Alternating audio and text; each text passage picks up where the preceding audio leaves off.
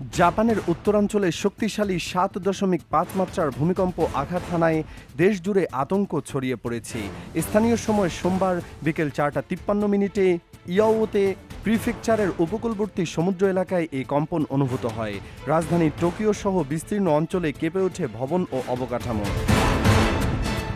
জাপানের আবহাওয়া সংস্থা সতর্ক করে জানিয়েছে, উপকূলীয় এলাকাগুলোতে প্রায় ৩ মিটার উচ্চতার সুনামির ঝুঁকি রয়েছে।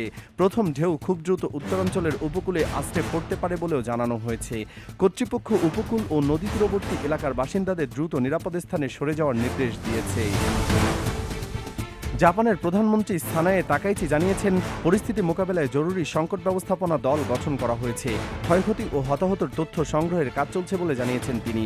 জাপান অবস্থিত প্রশান্ত মহাসাগরীয় রিং অফ ফায়ার অঞ্চলে, যেখানে পৃথিবীর সবচেয়ে বেশি ভূমিকম্প ঘটে।